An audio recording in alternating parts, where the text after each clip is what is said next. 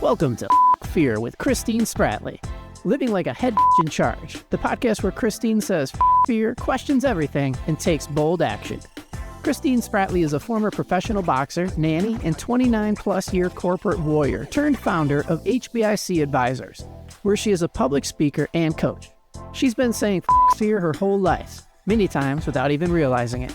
So tune in, spread the word, and get ready, because this isn't about aging with grace. It's about aging with mischief, audacity, and having a damn good story to tell.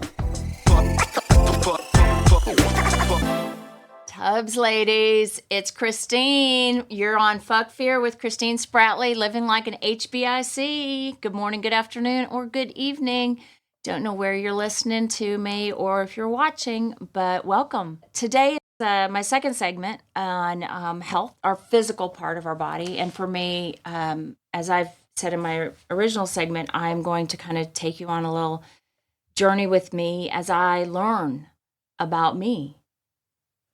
I need to put the mic in front of me. Is that better, Joe? Joe's so good. He always gives me like, hey, do this, but he's doing it in the background. And I'm used to, I'm just like, hey, knock it off. And he's like, not like that. So thank you, Joe. I don't know that anybody's ever asked me to pull the mic closer to my mouth to hear me better. But we are talking about the bodies today, and it's kind of like, what the fuck? And in my first segment, I told you that I was reading a book called Your Brain on the Pill, and a part of that with me has been just amazing to start to understand a lot about what happens to me and to me for years when I was on the pill. And it's actually called, This Is Your Brain on Birth Control. Okay, I've been saying this wrong. I apologize. Like the old drug PSA, this is your brain on drugs. Yeah, this is your brain on drugs, literally. If there's a whole generation of people that just went woo over their head on that one. Yeah, the world's most effective ad, I think. Yeah. Because we all knew it, but as kids, I remember everybody would make fun of it. Like, anytime you see an egg, like. Basically, for those of you that are too young, okay, they took your thing and had an egg, and it said, this is your brain, okay? And then they cracked the egg and put the egg on a frying pan, on a hot frying pan, and went shh, and sizzled up. And it said, this is your brain on drugs, right? Is that how it was? Yeah, and it was all very memorable. And we all made fun of it as we were getting high. Its sister campaign that came out at the same time. Remember the one where the kid got caught by his dad and he was like, I learned it from you, Dad. Like a very after school special. That was also in that same time. So. Oh, if we could just go back to those days and what is it? Schoolhouse Rock. Yeah, Schoolhouse Rock. Which I still think was awesome. I'm sorry. I like that. I'm not sorry. That was good shit. They should bring it back. They should bring it back. It'd probably teach a lot of kids a lot of stuff. Anyway, but we're not talking about that. We are talking about our brains on birth control and the book, and then the things that I've learned about it. Because, as I said, my last episode, I am no longer needed. Not that I'm doing anything to need it, but I'm just no longer. And how I didn't know so much about my body. And that's kind of being an HBIC, is taking responsibility and knowing about your body and knowing what the hell is going on with it. And, I think I just got it secondhand, or I was going on my annuals and my yearlies and doing all of those things. So I just never did it. And I was busy and I was, working and doing this and that. And I don't know. I don't know when I decided, or if it was a conscious decision or so much just by default, that it was just something that I didn't have time for, And basically, when I don't have time for something, if I'm really honest, it means that it's not important to me. So me not having time for it was saying not knowing about me and my body is not important to me. And that's really hard pill to swallow, that pun intended, when you're 54 and you're starting to learn all these things about yourself. So, to those of you that aren't 54, start learning. Start making it important. Start making the time. And whatever that is that you need to learn, whether it's a podcast, whether it's a book, whether it's whatever, learn it, ask. And the other thing I'll tell you is get in there, and I don't care who your doctor is, I don't care what degrees they have on that wall, if they cannot explain it to you, don't fucking leave. Period, end of sentence.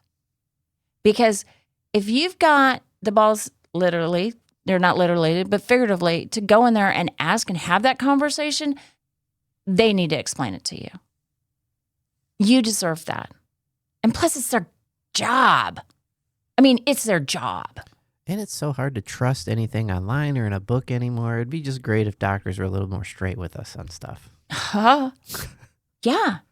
Well, and what I've noticed too is just in my experience, and there was a doctor that I loved because she would talk to you for hours. And she's no longer practicing, but she literally would talk to you for hours instead of boom, boom, boom. Gotta go. You got that, right? And we all know, especially as women, we are queued up to take the cues of, we're done talking with you. We're done. No more questions. No, teacher's not taking questions. So don't let that, you can let it, but you don't have to let it. And last time I checked, you're paying them. So, you know, and it's hard because I had a woman doctor really get dismissive with me. And I'll never forget this. And I was like, I just literally looked at her, Joe, and I was like, no, I do not understand. Because she kept going, you understand? And I was like, no, I do not. And it's funny because as in business, when I'd negotiate or something and I'd be trying to explain something to my client and they wouldn't get it. And it's like, I couldn't just repeat the same words. You know, you got to come at a different angle. And finally I'm like, no, you can say the same thing. Because she literally, it was almost like when you're speaking a foreign language and they talk slower and louder. And it's like, no, I don't get it. Like, explain a different avenue.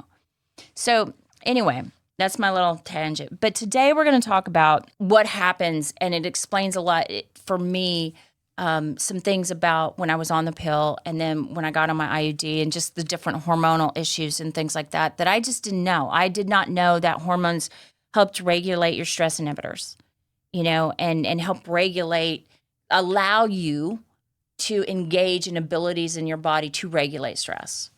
So, and I thought this was really interesting being a woman in menopause and perimenopause at the peak of my career, or what I saw as my professional career. And I was like, pour it on, I can do all this. And then all of a sudden I started being like stressed in situations that didn't stress me anymore. I started being able to not handle things that I used to be able to handle like the back of my hand. And it wasn't because I didn't know, it wasn't, and it was just really weird. So it was like, what the hell? And of course, for me, my default was it must just be me. You know, it must be me. And it was me, but it wasn't something that I knew I had control over because I didn't. I thought it was, oh, well, you know, it's just me. There's nothing changed on the outside. Well, there's a bunch of shit going on in the inside. And so, you know, one of the things on page 78 of the book, it talks about research shows that women on the pill have a blunted cortisol response, and in some cases, none at all. None at all. Okay? So that goes to the myth of, you know, women are just not, you know, they're just bad at handling stress. But literally, birth control can literally shut off the natural flight or fight response. Okay? It alters our adrenal glands react to stress. So think about that. We may be weirdly calm in an argument, but then 3 days later have a breakdown. Ever done that, ladies? Think about I could tell you how many arguments that I've sat through just completely okay. And then been like, what? 2 days later, I'm crying at the red light that I missed, you know? And again, for me, part of this was thinking because of my background of, some of the stuff and the trauma, I just assumed it was all wrapped up in that. I didn't realize that there was probably a little bit of that, but then there was also this other stuff going on inside my body. And so I think that just goes to show that we are complex, and for me, I had always gone to therapy. I'd gone to these. So I just assumed it was something wrong with me that I just needed to work out. Well, there wasn't anything wrong, but it was a combined effect of a lot of those things. But it was like having one side, the black and white cookies that you get in New York? Yeah. Okay. Are really good, by the way. Well, I know of them from Seinfeld, but yes. Oh, they're good. They're really good. And it's like you have this one side, this white side that you see, and then this completely dark side that you don't see. That's affecting you. And I think that's really incredible. So the other thing, your emotions, like roller coasters, right? And this is something, a part of the book, and it's page 102 is where this phrase comes, or this sentence comes from. The pill influenced the types of information that your brains think is important. I would love to sit down with a guy and go, here, in order for us to have sex, you need to take this pill, okay? And it could not only impact how stressful things are for you and your fight or flight response, okay? Tell a guy that something's going to impact his fight or flight response, but also it's going to maybe impact what you think is important. But I really want to have sex with you. And it's going to help you. Or it'll clear up your acne. Or for me, it'll help your cramps. Guys aren't going to do, but that's what we're talking about. When we hand this over, I'm not saying it's good or bad. I'm just saying we need to look at this. And then when you know this is going on with your body, you can react different. But I didn't know any of this. Okay?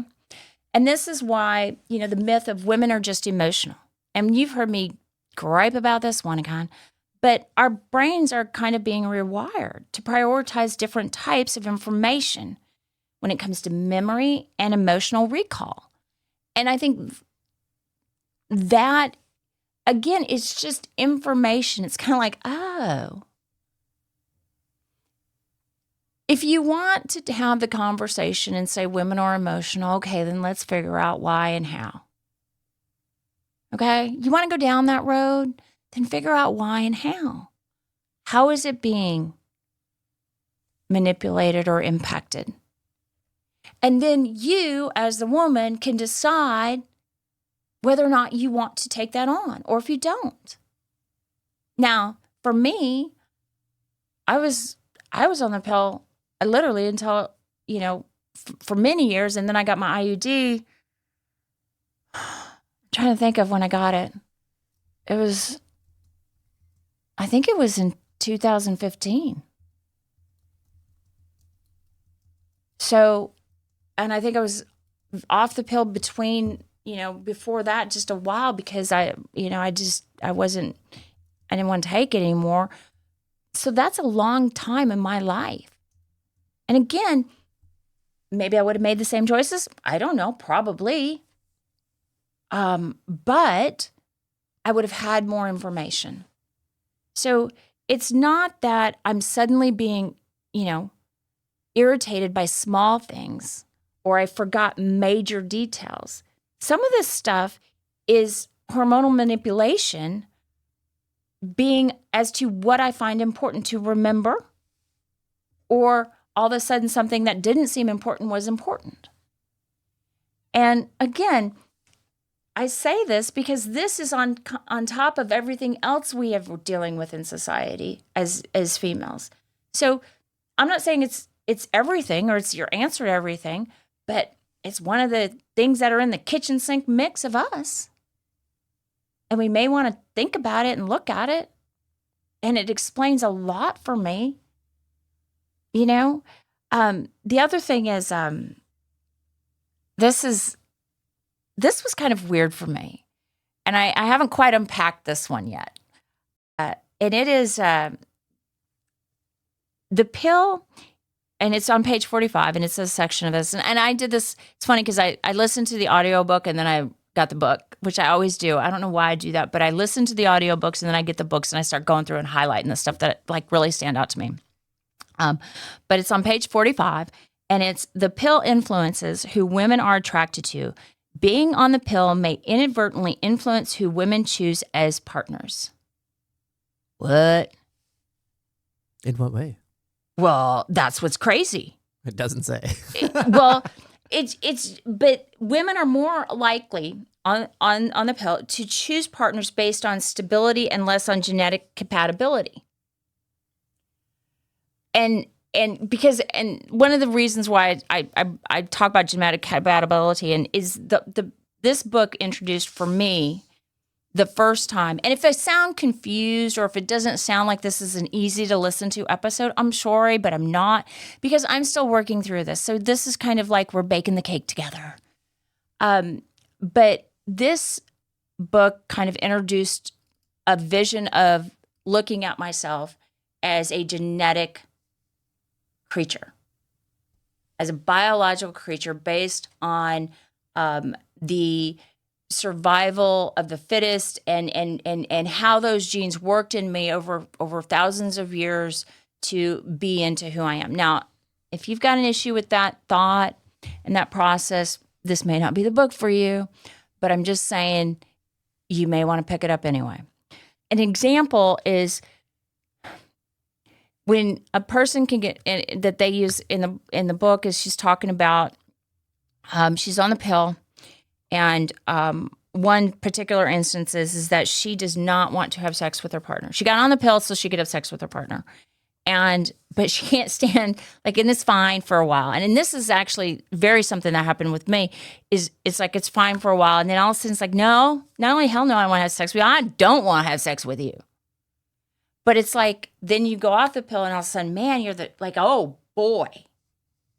And it's just amazing how that can happen being on versus being off. And it's just kind of like you get off, you've been, there's women that I've talked to friends who have been on the pill and then they get off and now they can't stand the smell of the people that they've been dating, the smell. And Joe's over there kind of looking at me like, what? The smell? But women, we pick up on that's like us. Like I will definitely tell you, ooh, I can't stand this anymore or whatever. And it has to do sometimes with this. And just to note that it is a contributing factor to some things like this. I'm not saying it does everything, but is it even on your board of thought? I don't ever think I went through and was like, ooh, I picked that partner because I'm on the pill. Or that was even on the board to have an influencing factor in it. No, I picked that partner because of this reason, that reason, this reason, and I just need a little bit more therapy and I'll pick better partners in the future or whatever. That's what I'm saying, though, is it should be on the board for us to look at that. If we're on the pill or taking something that regulates our hormones. All right, legends. Your morning coffee is sacred. It fuels your badassery. But your mug should do more than hold caffeine. It should hold attitude. Enter the Mugshot crew. Most days you'll get a text with a fresh mugshot, a quote, a punchline, or a truth bomb that'll either make you snort your latte or remind you that you're a walking powerhouse. Some days, Christine's lucky to find a clean bra, so if you miss one, don't panic. Think of it as a daily pantry essential, a shot of sass with your caffeine. Some days it's inspiration. Fuck fear, sit boldly. Other days it's a brutal truth. Decaf is a crime, and I will press charges. And sometimes it's just a vibe, living like an HBIC. Look in the mirror. One text, one mugshot, most every day. Because your coffee should hit as hard as your ambitions.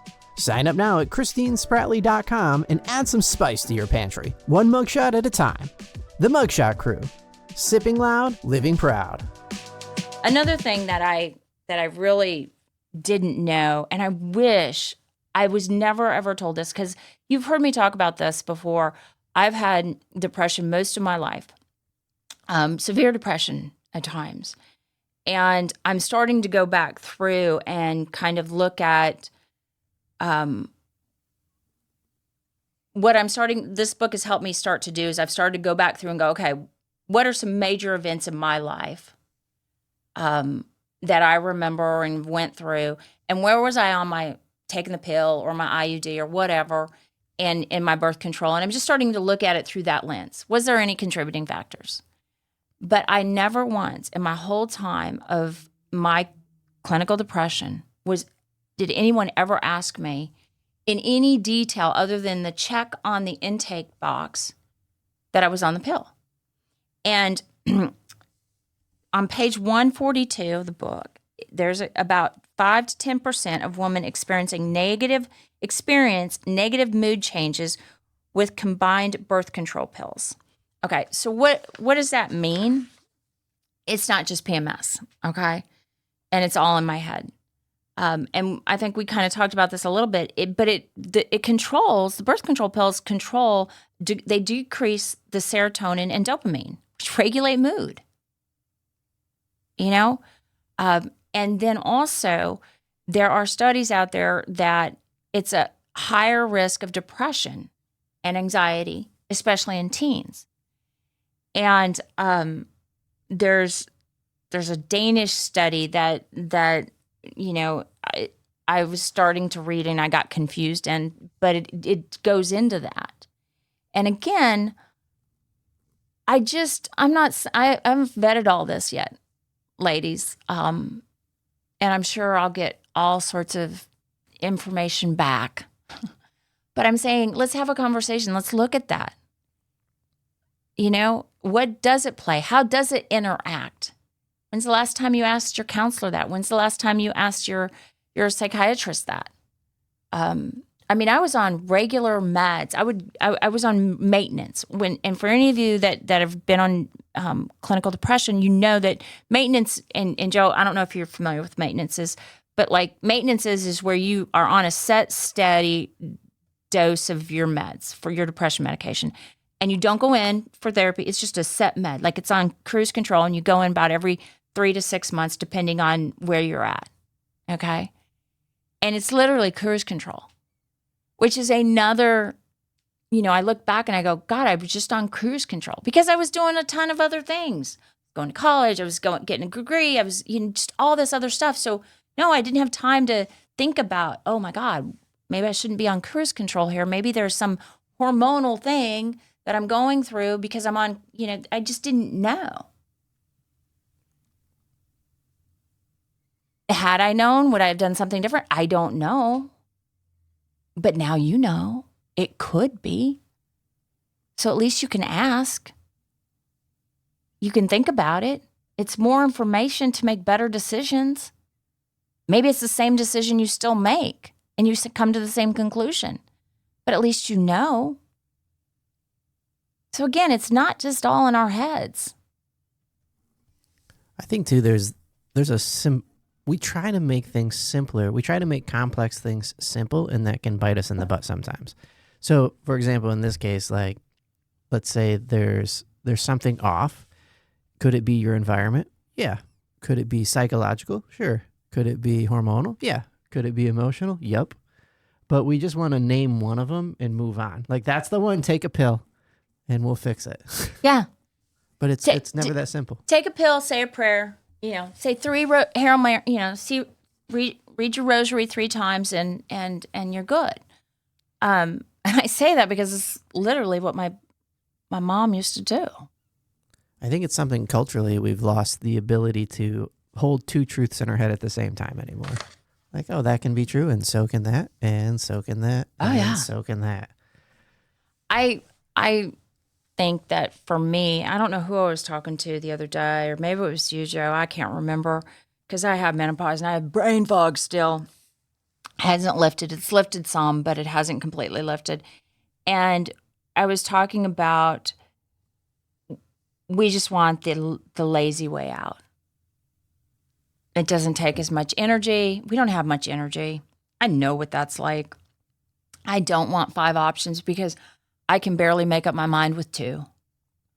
But by doing that, when I do that, when I want you, and I've taught this about my podcast, if you came here for 5 things that you do to make your life live like an HBIC, I'm not the podcast for you. This is what I've got. Information that you get to figure out what your recipe is for your happiness and fulfillment. But I feel like I want you to give me the answers for my life, and then I want to bitch to you and yell at you when it doesn't work out. Right. You know? And the easiest way I can explain this is I want to bitch about the government and my taxes that I pay, and how they shouldn't be in their shit. But God damn it, fix that pothole. It's like, wait a minute. Right. I need to participate. And that is part of participating. And I heard this, I think I said this the other day on one of my podcasts, but again, it just kind of sticks in my head. Drew Barrymore was having a guest on her show, and I got it on TikTok or Instagram or one of the social media things. And he said to her, the only human that you're responsible for is you. You are the human that you're here to take care of. You are the human that you are here and supposed to be responsible for taking care of. And if that is my job, then why the hell am I not spending more time on this? No one else has my answers, but they have information. And my unwillingness to seek information about my body, about my difficult things in my life, and to just go, oh, it must be depression or it must be this. It wasn't the doctors. Yes, it was to a point, but I could have read any book. I could have gone outside. I could have taken 5 minutes. And it's like I said before, when it's not important, I don't search.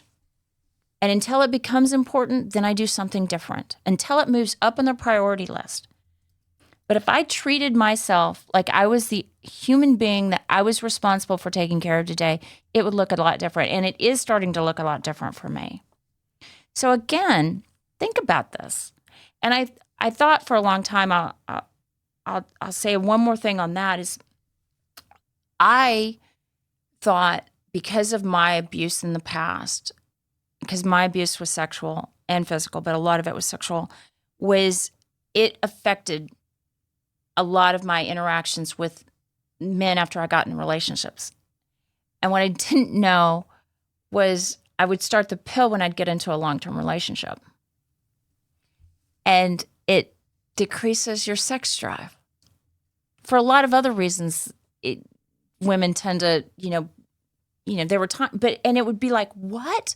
I remember this literally being like, why am I not attracted to you anymore? What the hell is going on?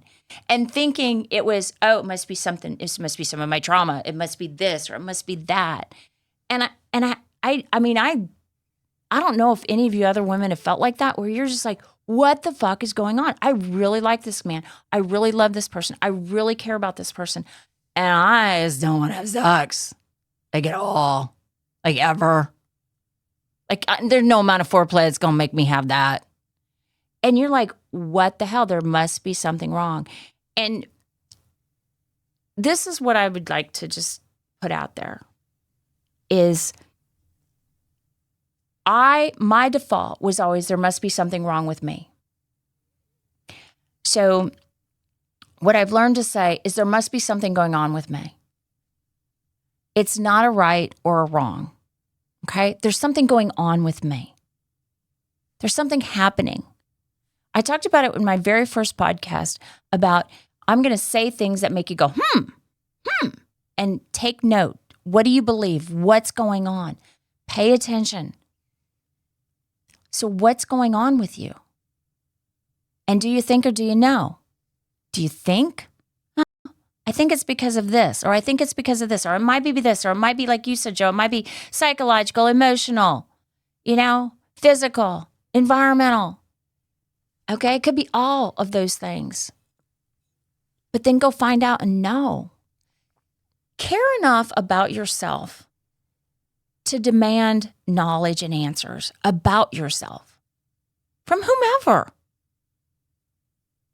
But that has to start with me.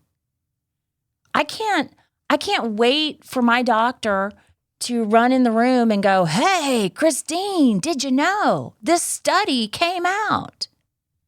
No, because I'm too busy scrolling on YouTube or, whatever. Or making that, sending that email at midnight to a partner who's fucking asleep. Those are the things that are important. I just look back and I go, wow, if I would have spent maybe, I don't know, 10 minutes a week just learning about what the hell is going on with my body, I don't know that I would have made any difference in my decisions, but I can tell you I wouldn't have thought there was something wrong with me all the time. I would have thought, wow, this is what's going on with me. And then I could have at least had the options to talk about it and communicate that so my partner didn't go, you just don't love me anymore. You don't. I mean, think about that. Think about how it affects everything around us and how the answers that I make up in my head or take from others without question, those answers then, I put that back out into the interactions in my relationships. So something very physical that happens in our physical bodies is having us interact in a relationship or impacting a relationship, but yet I'm not even looking at that because I'm just abused over here, and so therefore it's trauma, and therefore it's all that. Yeah, I've chosen wrong men because of that reason too. But again, it's on the board for discussion. So, ladies, this is great. Find out. And if you've already found all this shit out and go, it turned me off a while ago, great. Then go tell somebody else. Talk to another woman. But if you're just listening to this and going, talk about it with your girlfriends. What books do I need to read? Send me some. I don't know. But this is exciting for me because I want to know what the hell is going on with me. Because once I know, once things are on the board and I start understanding, then I actually can make decisions and maneuver in my life. And then I can actually be fulfilled. But I'm done going, this is what's wrong with me. Okay? Ladies, this is fun. I don't know, this didn't feel like a really upbeat, sarcastic, funny segment. But, I'll tell you this. I'll leave it on this. I just thought of this. I'll leave it on this. Next time, your boyfriend, because I've dated the guys who are like, no, I won't wear a condom. You got to be on the pill. I don't know. I thought it was okay to have him say that. But next time you're this is really bad, but I'm gonna say it anyway. Next time your loved one goes, you're not in the mood. Well, you're never in the mood. Okay, and just throw him a condom. Say, all right, you start putting those things on. I'll get off the pill. We'll be fine. Maybe you'll have your sex drive back. Maybe not. Maybe you'll think that he smells after you get off the pill. I don't know. But again, ladies, this is your body. This is your health. This is your physical being. Understand it. Own it. And there's nothing wrong with it. Okay? Figure out what's going on with it. Take control of it. And be fulfilled. Until then, Tubbs. Thanks for tuning in to Fear with Christine Spratley. Living like a head in charge. Don't forget to subscribe, leave a review, tell her what topics you want to hear, and share this episode with someone who could use a pantry full of boldness in their life. Remember, life isn't about aging with grace. It's about aging with mischief, audacity, and having a damn good story to tell. So show up, take action, and keep saying fear.